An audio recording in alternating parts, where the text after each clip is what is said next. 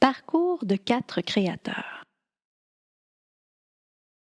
Voici 4 professionnels qui doivent créer ou gérer des œuvres ou des documents dans le cadre de leur emploi.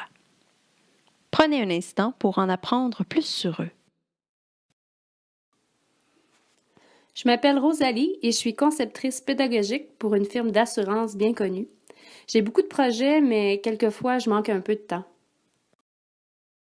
Mon nom est Julio et je suis intégrateur multimédia.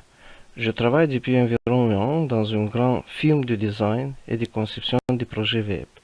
Je touche un peu à toutes les facettes d'un projet. Les images, les animations, le son. Mon nom est Louis, je suis architecte depuis environ 8 ans. Je travaille dans une petite firme qui se spécialise dans les bâtiments commerciaux. Je m'occupe principalement des dessins techniques. Bonjour, je me nomme Kim et je travaille souvent en collaboration avec Rosalie. J'occupe un poste de consultante en ressources humaines et je suis experte de contenu pour plusieurs formations traitant de ce sujet. Les 4 personnes que vous venez de découvrir ont des emplois novateurs qui leur permettent de mettre à profit leur expertise, mais également leur originalité et leur créativité. Les 4 personnes que vous venez de découvrir ont des emplois. Ils ont toutefois tous commis la même erreur. Ils ont enfreint les principes de la propriété intellectuelle. Rosalie a comme mandat de concevoir des formations pour les employés de la compagnie pour laquelle elle travaille. Elle consulte plusieurs intervenants pour obtenir l'information dont elle a besoin, mais elle fait également beaucoup de recherches. Elle emprunte parfois du matériel trouvé sur Internet qu'elle insère dans les formations en ligne. La propriété intellectuelle existe pour protéger les artistes et les créateurs. Elle sert à protéger l'utilisation de leurs œuvres en leur donnant le crédit, la reconnaissance et les redevances. Il n'est pas possible d'emprunter une œuvre ou une partie d'une œuvre sans citer le créateur et, au besoin, payer les droits d'auteur. Il existe divers types de propriété intellectuelle. Au Canada, les principaux sont le droit d'auteur, le brevet, la marque de commerce et le dessin industriel. Il existe divers types de propriété intellectuelle. D'un point de vue commercial, il est important d'obtenir le droit d'auteur, le brevet ou la propriété de la marque de commerce afin d'être les seuls à pouvoir tirer profit de vos créations, d'empêcher la concurrence, de copier ou d'imiter vos produits ou services, de protéger l'identité distincte, l'image et la réputation de votre entreprise, d'accroître le degré de confiance et de fidélité de vos clients à l'égard de vos produits et services. Le rôle de Julio est de concevoir des produits web pour ses clients, entre autres des sites Internet. Les clients fournissent le contenu, mais Julio a une grande liberté quant à la conception du produit final. Il aime fouiller sur Internet afin de trouver des photos exceptionnelles qu'il utilisera ensuite dans le cadre de son travail. Malheureusement, non. Depuis 2012, la loi sur le droit d'auteur reconnaît la propriété intellectuelle sur les photos.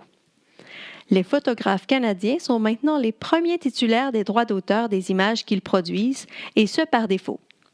Ceci s'applique autant aux photographies commandées par un client et payées par ce dernier qu'aux photographies réalisées hors d'un contexte commercial. Contrairement à la croyance populaire, toutes les œuvres sont protégées par la loi sur le droit d'auteur. Le droit d'auteur donne au créateur la maîtrise sur son œuvre. Il peut produire, reproduire, contrôler et profiter de son œuvre comme il le souhaite. Le créateur peut contrôler la manière dont son œuvre est utilisée pour protéger son intégrité et sa valeur. Le propriétaire peut donc vendre le droit d'auteur ou donner son accord à l'utilisateur. La loi sur le droit d'auteur s'applique aux œuvres littéraires comme les livres, les brochures, programmes informatiques et autres œuvres écrites, aux œuvres dramatiques comme les films, pièces de théâtre, scénarios et scripts, aux œuvres musicales comme les compositions musicales avec ou sans paroles, et aux œuvres artistiques comme les peintures, dessins, cartes photographiques, sculptures et plans. Au Canada, sauf selon certaines exceptions, le droit d'auteur subsiste pendant la vie de l'auteur, puis jusqu'à la fin de la 50e année suivant son décès. Après cette période, l'œuvre est libre de droit et peut être reproduite, utilisée et distribuée de façon légale. De plus, Internet n'est qu'un autre moyen servant à publier et à distribuer de l'information, et donc, le fait que quelque chose est affiché sur Internet n'indique pas que vous pouvez utiliser cette chose sans penser aux droits d'auteur. Les dispositions législatives s'appliquent toujours. Ce n'est pas parce qu'Internet permet d'accéder facilement à l'information que celle-ci peut être utilisée sans restriction. Le fait qu'une personne ait partagé une photographie ou une pièce musicale sur Internet ne vous autorise pas de faire tout ce que vous voulez par la suite. Louis travaille dans le milieu de l'architecture commerciale et il est souvent appelé à innover afin de trouver des solutions abordables. Lors de la conception des devis, il fait des recherches et aime bien utiliser les dernières nouveautés dans son domaine et s'inspirer de ses collègues, en modifiant le tout un peu. Les brevets s'appliquent aux technologies nouvellement créées et aux améliorations apportées aux produits ou procédés. Les brevets accordent un droit exclusif limité dans le temps, soit 20 ans, et protègent légalement pour créer, utiliser et vendre une invention. Il sert donc, en quelque sorte, à récompenser l'ingéniosité. Pour être admissible à la protection du brevet, votre invention doit être nouvelle, utile, inventive. Les dessins industriels correspondent aux caractéristiques d'un produit qui permettent de le reconnaître d'un simple coup d'œil. Des caractéristiques distinctives et attrayantes, comme celle-là, donnent au produit un avantage concurrentiel. Une marque de commerce est un symbole ou un mot unique qui différencie les produits et services d'une entreprise de ceux d'une autre sur le marché. En l'enregistrant, vous obtenez le droit exclusif de l'employer partout au Canada pendant une période de 15 ans, renouvelable. Kim doit lire beaucoup et elle s'inspire souvent des revues scientifiques et des publications officielles. Elle aime bien pratiquer la réécriture en modifiant le vocabulaire ou la syntaxe. Est-ce du plagiat? Il est important de vérifier la licence du document que vous souhaitez utiliser. En général, une œuvre originale est automatiquement protégée par un droit d'auteur dès que vous la créez. En enregistrant votre droit d'auteur, vous recevez un certificat émis par l'Office de la propriété intellectuelle du Canada. Par contre, de plus en plus de créateurs croient à l'utilisation libre des œuvres. Ils encouragent le partage et la circulation des œuvres en enrichissant le patrimoine commun. Ce mouvement se nomme copyleft, en réaction au copyright.